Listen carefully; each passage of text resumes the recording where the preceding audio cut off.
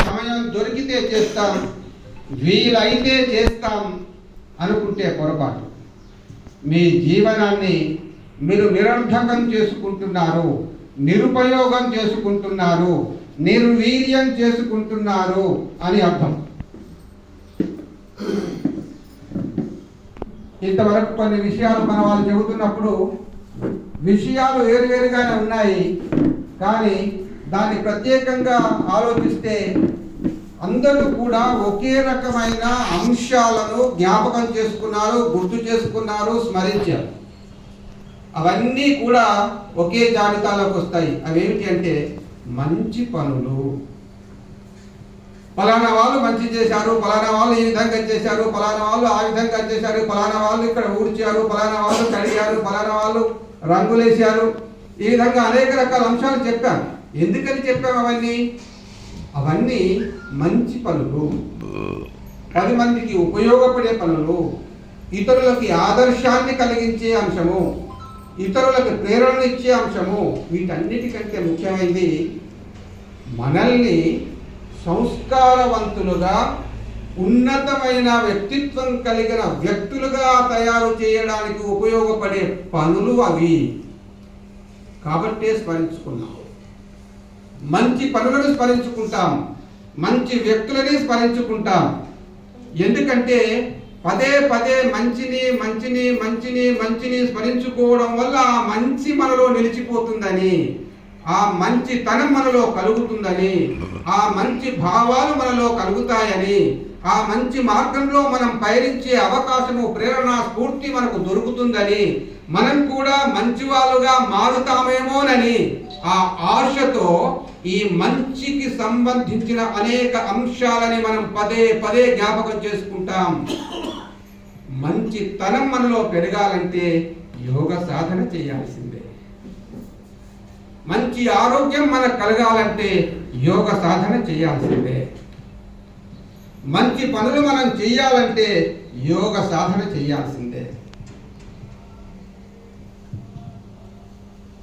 యోగ అంటే ఆసనాలు మాత్రమే కాదు, కూడా యోగ అంటే ప్రాణాయామం మాత్రమే కాదు, అది కూడా యోగ అంటే ధ్యానం మాత్రమే కాదు, అది కూడా యోగ అంటే అహింస మాత్రమే కాదు, అది కూడా. ఈ విధంగా అనేక రకాల అంశాలు మనకు అష్టాంగ యోగంలో, దశ నియమాల్లో ఉన్నాయి.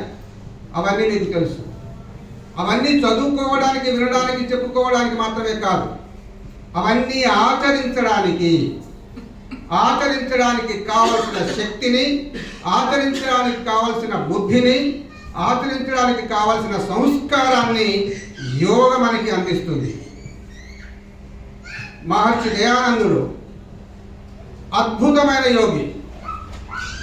యోగ యొక్క జ్ఞానాన్ని, యోగ యొక్క సాధనని, యోగ యొక్క శక్తిని, యోగ యొక్క ప్రయోజనాలని ప్రపంచానికి ప్రదర్శనాత్మకంగా చూపించిన వ్యక్తి మహనీయుడు మహర్షి దయానందుడు.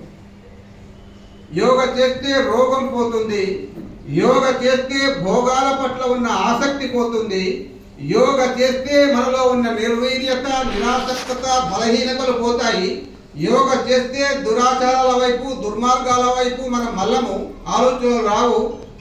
యోగ చేస్తే మనలో ఉన్న రోగాలు పోతాయని ఇంత పట్టుకొని చెప్తుంది. అవి నిజమే. కానీ యోగ సాధన వల్ల మన ప్రవర్తనలో అద్భుతమైన పరివర్తన వచ్చి తీరుతుంది. యోగ చేస్తే మనం మనిషిగా జీవించాలనే ఆలోచన కలుగుతుంది. మనిషిగా ఉన్నాం, మనిషిగా పుట్టాం, కానీ మనిషిగా జీవించడం లేదు. మనం మనిషిగా జీవించడం అంటే ఏమిటి? మంచిగా జీవించడమే. ఒక మనిషిని చూసినప్పుడు వీడు పశువు కాదు అనుకోవాలి ఇతరులు. ఒక మనిషిని చూసినప్పుడు వీడు జంతువు కాదు అని అనుకోవాలి ఇతరులు. ఒక మనిషిని చూసినప్పుడు వీడు దుర్మార్గుడు కాదు అని అనుకోవాలి ఇతరులు. ఒక మనిషిని చూసినప్పుడు వీడు మూర్ఖుడు కాదు అనుకోవాలి. ఈ విధంగా ఒక మనిషిని చూస్తే అసలు ఏమనుకోవాలి? ఒక మనిషిని చూస్తే ఈయన దేవుడు అనుకోవాలి.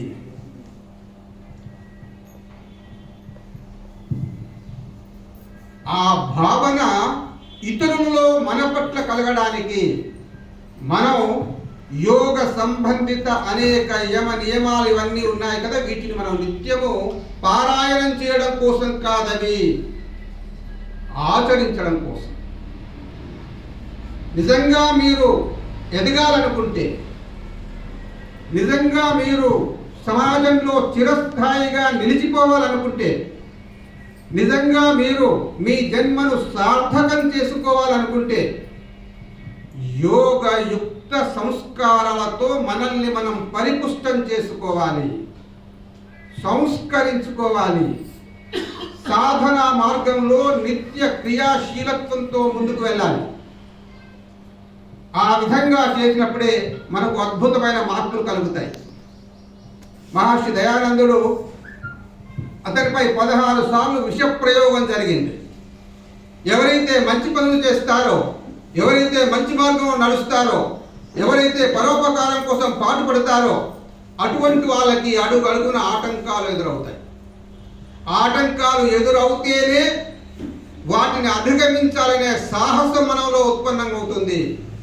ఆటంకాలు అధిరోహిస్తేనే, అధిగమిస్తేనే మనం ముందుకు వెళ్ళడానికి మార్గం కూడా సుగమం అవుతుంది.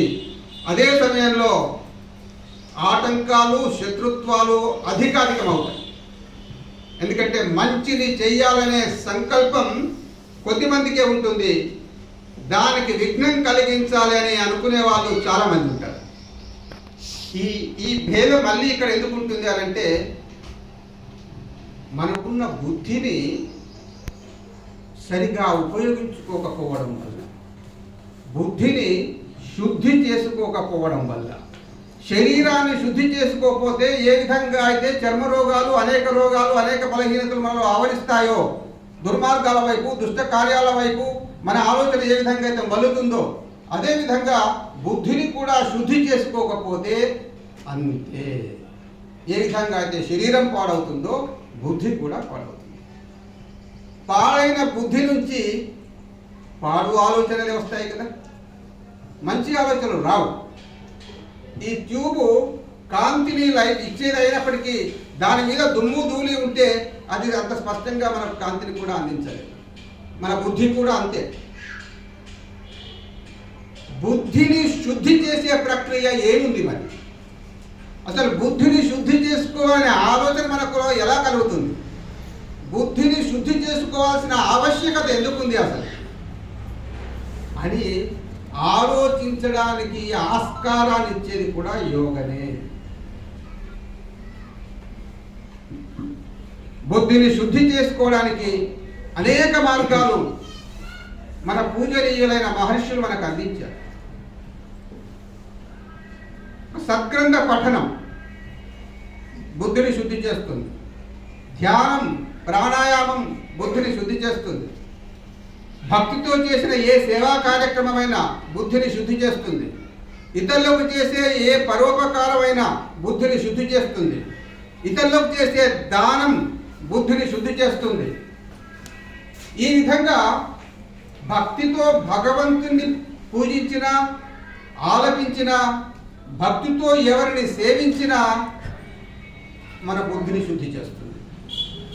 అనేక అంశాలు ఉన్నాయి బుద్ధిని శుద్ధి చేసుకోవడానికి. బుద్ధిని శుద్ధి చేస్తే ఏమవుతుంది? శుద్ధాత్మలం అవుతాం. మనం శుద్ధాత్ములుగా మారి మన సాధనను ఇంకా ఇంకా ఇంకా ఇంకా కొనసాగిస్తే పరమాత్మలం అవుతాం. కాబట్టి ఆత్మ నుంచి శుద్ధాత్మ, శుద్ధాత్మ నుంచి పరమాత్మ అయ్యే అవకాశము మళ్ళీ అన్ని ప్రాణుల్లో కేవలం మనిషికి మాత్రమే ఉంది. మనిషి మాత్రమే వెన్నెముక నిటారుగా ఉంచుకోగలుగుతాడు. దాన్ని మర్చిపోయినప్పుడు మనం కూర్చున్నప్పుడు అప్పుడప్పుడు వంగిపోతుంటాం, పడుకున్నప్పుడు కుంగిపోతుంటాం, నడుస్తున్నప్పుడు వంగిపోతుంటాం. అది నిలబడితేనే మనం నిలబడతాం, అది నిటారుగా ఉంటేనే మనం బలపడతాం. దాన్ని నిటారుగా ఉంచుకుంటూనే మనలో శక్తి సంచారం కలుగుతుంది, మనలో ఏకాగ్రత కలుగుతుంది, మనలో పట్టుదల పెరుగుతుంది. కాబట్టి మన వెన్నెముకను నిటారుగా ఉంచేది ఎక్కడుంది? యోగలోనే ఉంది. మనం అద్భుతమైన యోగాలను పొందాలంటే యోగ మాత్రమే చేయాలి. అద్భుతమైన గుణాలను సంపాదించుకోవాలంటే యోగ చేయాలి. అద్భుతమైన మార్గంలో పయనించాలంటే యోగ చేయాలి. మనమే ఒక అద్భుతమైన వ్యక్తిగా, శక్తిగా ఎదగాలంటే యోగ చేయాలి. మన చరిత్రలో ఎవరైనా గొప్ప వ్యక్తిగా, శక్తిగా ఎదిగారంటే వారు ఒక ప్రత్యేకమైన ఇటువంటి సాధన వల్ల మాత్రమే ఎదిగారు తప్ప డబ్బు వల్ల గొప్పవాడు ఎవరూ కాలేదు, అధికారం వల్ల గొప్పవాడు ఎవరూ కాలేదు. అటువంటి గొప్పతనం కేవలం తాత్కాలికం మాత్రమే. పదవిలో ఉంటే 10 మంది ఉంటారు, పదవి పోతే అందరూ వదిలి వెళ్తారు. డబ్బు ఉంటే నలుగురు నీ దగ్గరికి రావచ్చు, డబ్బు లేకపోతే అందరూ తిరస్కరించవచ్చు. కానీ ఈ అద్భుతమైన లక్షణాలని, సంస్కారాలని, సుగుణాలని ఎప్పుడైతే మనం సంపాదించుకుంటామో తద్వారా మనం చేసే పనుల వల్ల మనం ప్రస్తుతము, తర్వాత భవిష్యత్తులో, మన జీవన కాలంలో, మన మరణానంతరం కూడా సమాజం అంతటా కూడా మనల్ని గుర్తించుకుంటుంది, స్మరించుకుంటుంది, పూజించుకుంటుంది, మనల్ని ఆదర్శంగా ఒక దేవతా స్వరూపంగా తమ ముందుంచుకుంటుంది.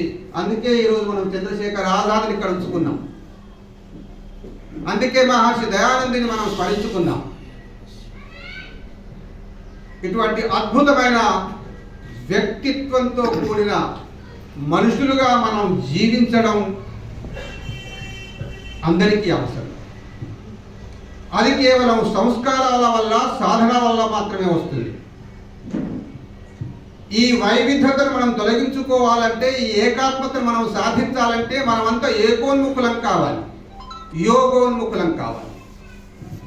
అప్పుడు మాత్రమే మనందరం ఒకే గంగా నదిలో స్నానం చేసినట్టుగా మనమంతా కూడా ఒక పుణ్య మార్గము, ఒక మోక్ష మార్గము, ఒక సన్మార్గంలో పయనించే ఒక అద్భుతమైన ఆలోచన తత్వాలు మనలో కలుగుతాయి. మనమంతా ఆ విధంగా ముందుకు వెళ్ళే అవకాశం ఉంటుంది. మన సమకాలీనంలో ఇలాంటి మార్గంలో మనల్ని ముందుకు తీసుకెళ్ళడానికి, నిత్య ప్రేరణ కలిగించడానికి ఒక సజీవ ఉదాహరణగా నిలిచిన యోగ ఋషి పరమ పూజ్య స్వామి రామ్దేవ్ బాబాజీ తనను చూసి ప్రపంచమే గర్వించేలా తయారయ్యాడు.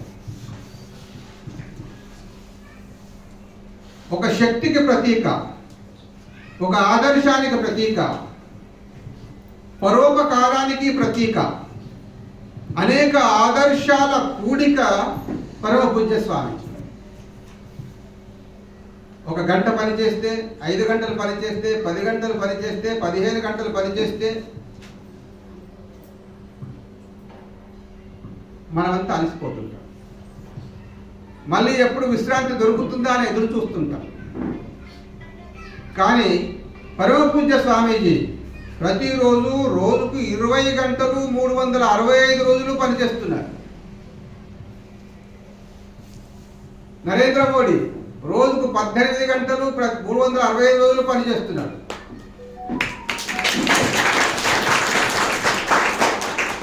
ఒక్క సెలవు కూడా తీసుకోకుండా ఈ విధంగా దశాబ్దాల పాటు వాళ్ళు శ్రమిస్తున్నారు.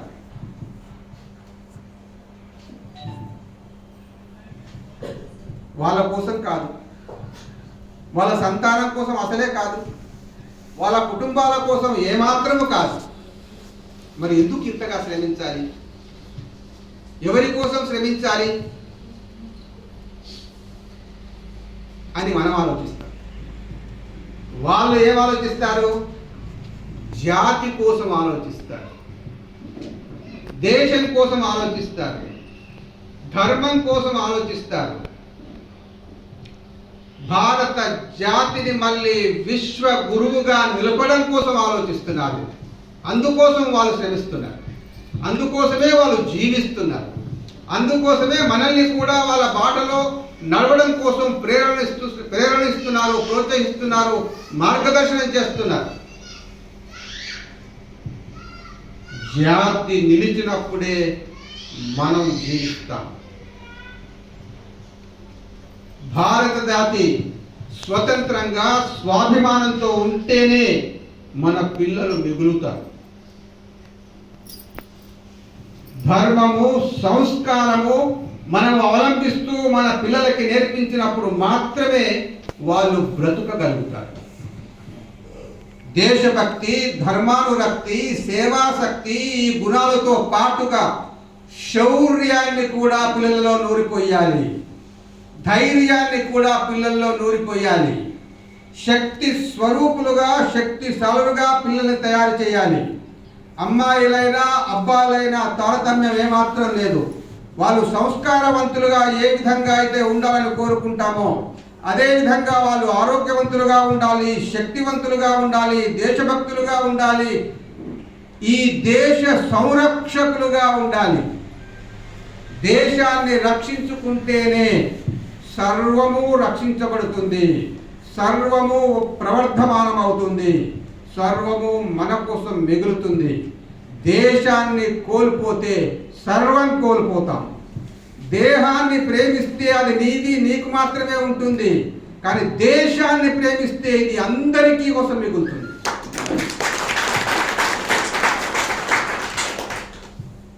దేహంలో ఏ విధంగా అయితే అనునిత్యం, అనుక్షణం హృదయ స్పందన ఉండాలో, దేహంలో అనుక్షణం రక్త ప్రసరణ ఏ విధంగా అయితే జరగాలో, అదే విధంగా దేశంలో దేశభక్తి ప్రవాహం కూడా ఆ విధంగా కొనసాగాలి. ఈరోజు ఉక్రెయిన్ అత్యంత సంపన్నమైన దేశం. అక్కడ పేదరికం లేదు. అత్యంత సంపన్నమైన దేశం 48 గంటల్లో పరాధీనమైంది, రష్యా ఆధీనంలోకి వెళ్ళిపోయింది. మరి మనం డబ్బు సంపాదిస్తే ఏమవుతుంది? ఇది అవుతుంది. ఉక్రెయిన్ లాగా మిగిలిపోతాం. ఉన్నదంతా ఎవడో ఊడ్చుకుపోతాడు. డబ్బు డబ్బు డబ్బు డబ్బు అని అంటే అది ఒక జబ్బుగా మారుతుంది. మనం సంపాదించుకున్నది ఏది మనకు మిగలదు, మంచి పేరు తప్ప. ఉక్రెయిన్ మనకు సజీవ ఉదాహరణ. నిన్న మొన్న యుద్ధం జరిగింది, మనకు తెలుసు. అత్యంత సంపన్నమైన దేశం, కానీ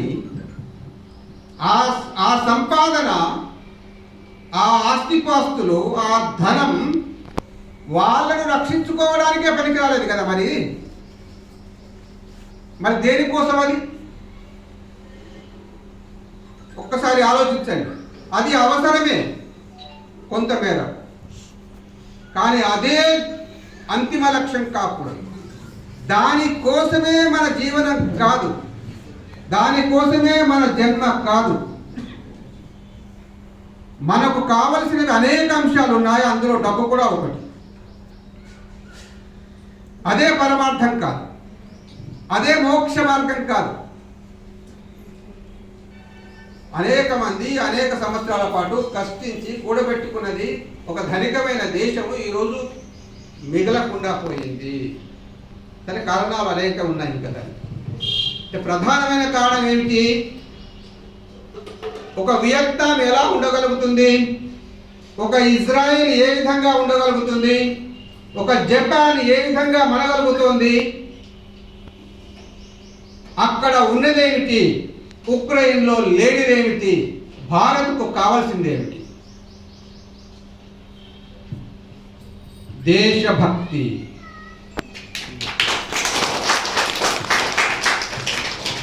స్వాభిమాన శక్తి. ఇవి ఉక్రెయిన్లో లేవు. ఇది వియత్నాంలో ఉన్నాయి, ఇజ్రాయెల్లో ఇవి ఉన్నాయి, జపాన్లో ఇవి ఉన్నాయి. అమెరికా కూడా కన్నెత్తి చూడడానికి సాహసించవు ఆ దేశాల వైపు.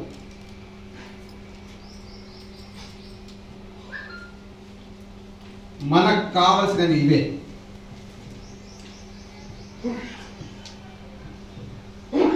పరాయి పాలన పోయినప్పటికీ పరాయి తత్వం పోలేదు. పరాయి దేశాల ఆకర్షణలో నుంచి ఇంకా మనం బయటకు రాలేదు. పరాయి వస్తువులను వాడుకోవడం గొప్పగా భావించే ఒక కుసంస్కారం నుంచి బయటకు రాలేదు. ఒక బలహీనత నుంచి మనం బయటకు రాలేదు. పరాయి పాశ్చాత్య సంస్కృతి గొప్పదిగా చెప్పుకునే ఒక దురలవాటు నుంచి ఇంకా మనం బయటకు రాలేదు. భారతీయతను మించిన, భారతీయ సంస్కృతిని మించిన, భారతీయ జీవన విధానాన్ని మించిన అంశము ఏ దేశంలో లేదు, ఏ చరిత్రలో లేదు, ఇక ముందు కూడా రాదు. ఎప్పటికైనా ఎవరైనా భారతదేశం వైపు చూడాల్సిందే. భారతదేశం యొక్క సహకారాన్ని పొందాల్సిందే. అప్పుడే వారి జీవనంలో శాంతి కలుగుతుంది, కాంతి వస్తుంది. భారతీయత ఆశ్రయంలోకి రానంత వరకు ఈ యుద్ధాలు తప్పవు, ఈ దుర్మార్గాలు తప్పవు, ఈ ఆక్రమణలు తప్పవు, ఈ దోపిడీ తప్పదు, ఈ రోగాలు తప్పవు. కరోనా వచ్చింది, ఇటువంటి ఒక కుతంత్రమే చైనా నుండి. ఎప్పుడు ఇతరులను మోసం చేద్దామా, ఇతరులను దోపిడీ చేద్దామా, ఇతరులను అణిచేద్దామా, ఇతరులను ఆక్రమించుకుందామా, ఈ ఆలోచనలు ఎందుకు వస్తాయి? యోగ చేయకపోవడం వల్లనే. బుద్ధి శుద్ధీకరణ జరగకపోవడం వల్లనే, సంస్కారాలు పొందకపోవడం వల్లనే, మానవ జన్మ ఎందుకు కలిగిందనే ఆలోచించడానికి కూడా అవకాశం వారికి దొరకనందువల్లనే భారతదేశం ఎప్పుడైనా చరిత్రలో ఇటువంటి పని చేసిందా? ఏ దేశాన్నైనా ఆక్రమించుకుందా? చైనా ప్రపంచాన్ని పాడు చేయాలి అని, ప్రపంచానికి ప్రమాదం కలిగించాలని, ప్రపంచాన్ని దోపిడీ చేసుకోవాలనే ఆలోచనతో కరోనా వైరస్ను సృష్టిస్తే మిగతా దేశాలను ఏం చేశాయి? దానికి గురి అయి, దానికి ఎరై లక్షల కోట్ల మంది ప్రాణాలను బలి తీసుకున్నారు, పోగొట్టుకున్నారు. భారతదేశం ఏం చేసింది మరి? భారతదేశం ప్రపంచానికి వ్యాక్సిన్ ఇచ్చింది. అనేక దేశాలకు ఉచితంగా వ్యాక్సిన్ పంపిణీ చేసింది భారతదేశం. చైనా అనేక రకాల మాస్కుల దగ్గర నుంచి ఇంకా అనేక రకాల అంశాలని, పరికరాలని, మెడిసినల్ ప్రోడక్ట్స్ని అమ్ముకొని విపరీతమైన ధన సంపాదన చేయాలనే కోరిక దానికి ఉండేది. భారతదేశం ఉచితంగా వ్యాక్సిన్ పంపిణీ చేస్తే ఇక దానికి వ్యాపారం చేసుకునే అవకాశం ఎక్కడిది? నిన్న మొన్నటి దాకా ఆఫ్ఘనిస్తాన్, అక్కడ జరిగిన ఘోరాలు గెలాలు మనకు తెలుసు. మనకు నష్టం కలుగుతుందని తెలుసు, మనకు ప్రమాదమే అని తెలుసు. అది ఒక ముస్లిం దేశం. ప్రపంచంలో దాదాపు 54 ముస్లిం దేశాలు ఉన్నాయి. తినడానికి తిండి లేదు, ఆకలితో అలమటిస్తున్నారు అక్కడ ప్రజలు. ఏ ముస్లిం దేశము సహకరించట్లేదే వాళ్ళకి, ఏ క్రిస్టియన్ దేశము సహకరించట్లేదే వాళ్ళకి. మనకు శత్రు దేశమే అయినా 50,000 లక్షల టన్నుల గోధుమలని నరేంద్ర మోడీ పంపించాడు.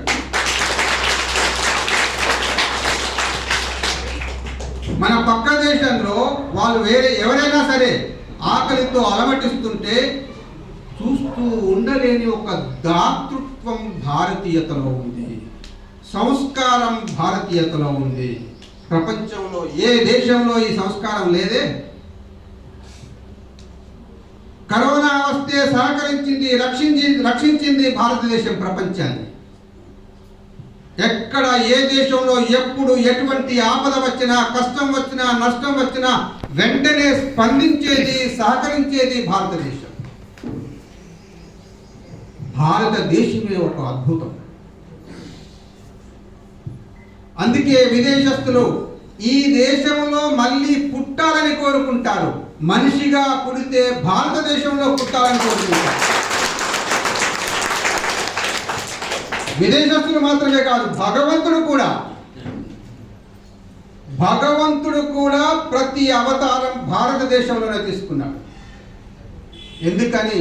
ఇది ఒక పవిత్ర భూమి, ఇది ధర్మభూమి, కర్మభూమి, అన్నింటికంటే మించి యోగ భూమి.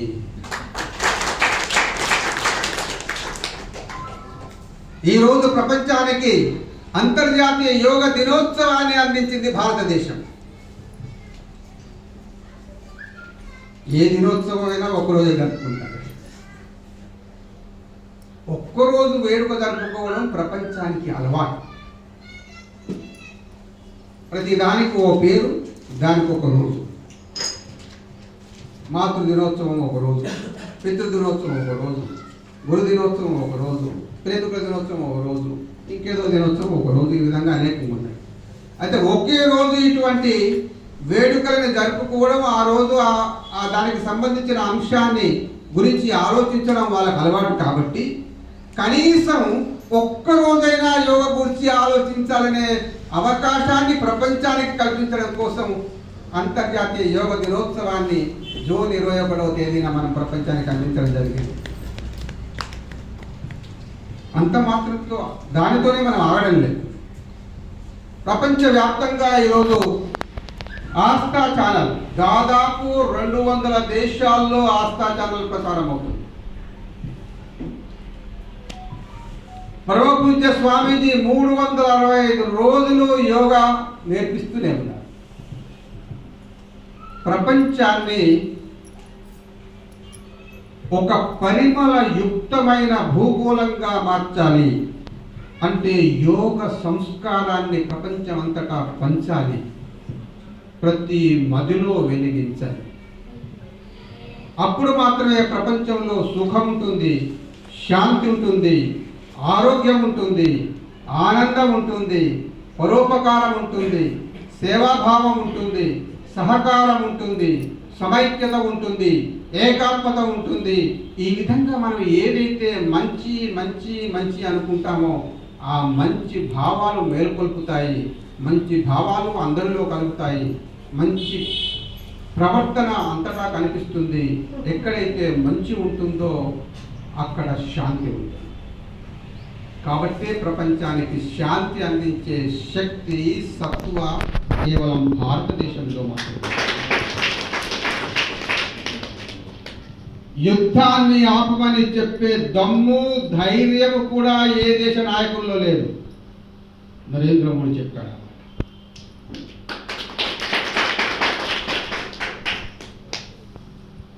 ఒక తల్లి, ఒక తండ్రి తన పిల్లలను ఏ విధంగా పెంచుకోవాలో, ఏ విధంగా సంస్కరించుకోవాలో, ఏ విధంగా సంరక్షించుకోవాలో ఆ విధంగా దేశాధినేత దేశం పట్ల వ్యవహరించాలి. అందుకే నరేంద్ర మోడీ 18 గంటలు పనిచేస్తున్నారు. అందుకే స్వామి రామ్దేవ్ బాబా 20 గంటలు పనిచేస్తున్నారు. భగవంతుడు 24 గంటలు పనిచేస్తున్నారు.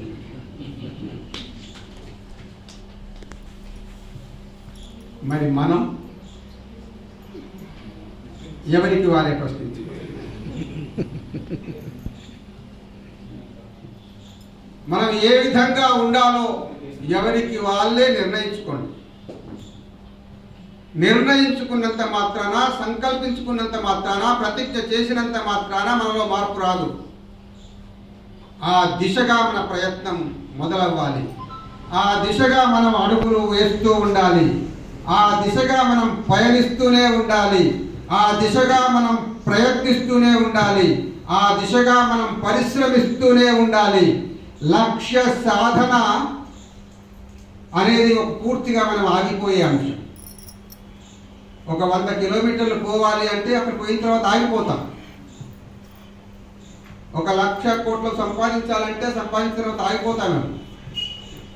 కానీ అంటే ప్రతి అంశానికి, ప్రతి ఆలోచనకి, ప్రతి కార్యానికి ఒక లక్ష్యం ఉంది, చివరగా చేరుకునే ఒక స్థానం ఉంది. కానీ యోగకి లేదు, యోగకి అంతము లేదు. యోగకు ఆది లేదు భగవంతుడిలాగా. యోగత్వం పరమేశ్వర తత్వం. ఒక మనిషిని మాధవునిగా చేయగలిగే శక్తి యోగకు ఉంటుంది. మనిషికి మాత్రమే ఎంతగా ఎదగాలనుకుంటే అంతగా ఎదిగే అవకాశం మనిషికి మాత్రమే ఉంటుంది. ఇక్కడికి ఎదిగితే ఇక చాలు, 10th క్లాస్ అయిపోతే 10th క్లాస్ అయిపోతుంది, డిగ్రీ అయిపోతే డిగ్రీ అయిపోతుంది, పీజీ అయిపోతే పీజీ అయిపోతుంది, పిహెచ్డి అయిపోతే అయిపోతుంది. కానీ దీని కావాలి.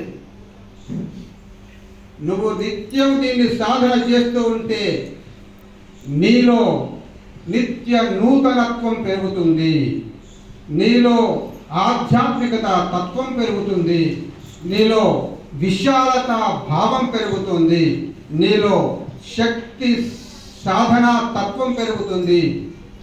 నువ్వు రోజుకు ఒక్కొక్క మెట్టు ఎక్కినట్టు, రోజుకు ఒక్కొక్క మెట్టు నీ జీవితంలో ఉన్నతత్వం వైపు పెరుగుతూనే ఉంటుంది. అది ఎంతగా పెరుగుతుందంటే నువ్వు అంతగా సాధన చేయాలి. నువ్వు ఎంతగా సాధన చేస్తే అది అంతగా పెరుగుతుంది. దీనికి అంతము లేదు. ఇది నిరంతరం చేయాల్సిన ప్రక్రియ. మనం కనీసం జీవించినంత కాలమైనా చేద్దామా? జీవించినంత కాలం దీన్ని చేయడం మాత్రమే కాదు, జీవించినంత కాలం దీన్ని చేద్దామని అనుకుందాం, ఆ విధంగా ప్రయత్నిద్దాం, అడుగులేద్దాం. కానీ దీనికోసమే జీవించేట్లుగా తయారు కావాలి.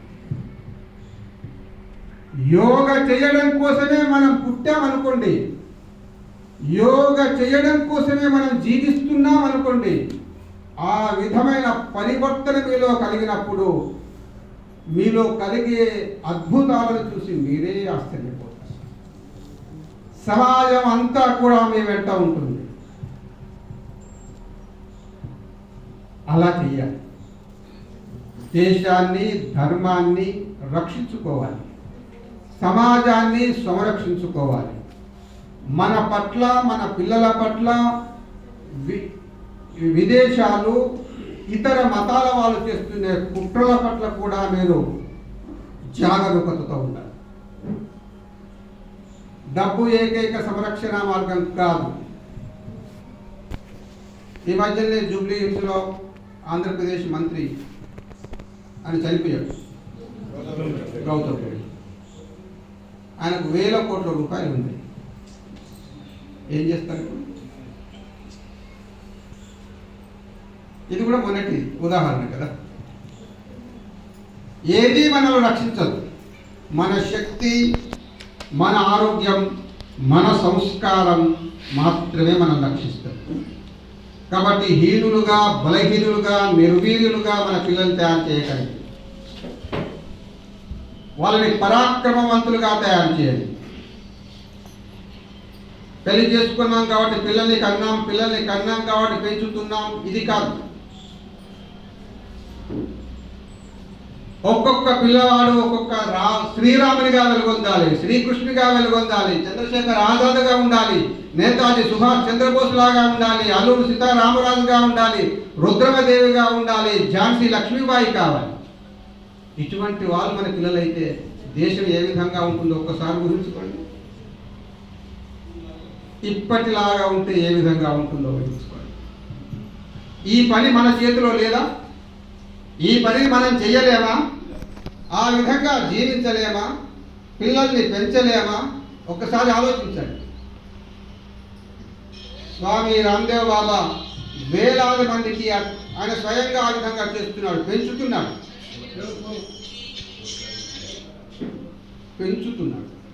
ఆశ్రమంలో. ప్రపంచం అంతటికి కూడా అటువంటి ఆలోచనను అందిస్తున్నాడు. స్వయంగా తను చేస్తున్నాడు, ప్రపంచానికి కూడా తనలాగా ఆచరించమని చెబుతున్నాడు. మీరందరూ కనీసం మీ ఇంట్లో చేయండి. మొదట మీ ఒంట్లో అటువంటి మార్పు తెచ్చుకోవడానికి ప్రయత్నించండి. ఆ తర్వాత పక్కించు. ఆ విధంగా సమాజం ఉంటుంది. హిందూ సమాజాన్ని ఐక్యంగా ఉంచడం కోసం, హిందూ సమాజాన్ని శక్తివంతంగా చేయడం కోసం, హిందూ సమాజాన్ని సంస్కారవంతంగా తయారు చేయడం కోసం, హిందూ సమాజాన్ని సంరక్షించుకోవడం కోసం యోగ మార్గంలో పయనించడం అత్యావశ్యకం. యోగా చేస్తున్నాం కదా సరిపోతుంది అనుకోండి. యోగా చేయడం వల్ల మీ దేహాన్ని రక్షించుకోవాలి, మీ పరివారాన్ని రక్షించుకోవాలి, మీ సంతానాన్ని రక్షించుకోవాలి, మీ సమాజాన్ని రక్షించుకోవాలి, మీ దేశాన్ని సంరక్షించుకోవాలి, మీ సంస్కృతిని సంరక్షించుకోవాలి, సర్వాన్ని సంరక్షించుకోవాలి. ఎవరో ఏదో చేస్తారని అనుకోకండి, మనం చేయాల్సిందే. ఈ జాగరణతో మనం ముందుకు వెళ్ళాలి, ఈ భావనతో మనం జీవించాలి, ఈ సాధనతో మనం శక్తివంతులం కావాలి. ఆ దిశగా మనల్ని ముందుకు నడిపించడం కోసమే ఇటువంటి కార్యక్రమాలు చేసుకుంటాం. ఈ సందర్భంలో అటువంటి మహానుభావులను అనేకుల్ని మనం సంరక్షించుకుంటాం.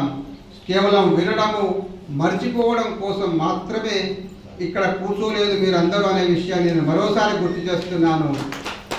వినడం ఆచరించడం కోసమే మనం ఇక్కడ కూర్చున్నాం. అప్పుడు మాత్రమే మనకు బయటి వాళ్ళకి తేడా ఉన్నట్టు, లేకపోతే మనం కూడా బయట వాళ్ళలో ఒకరినాం. ధన్యవాదాలు.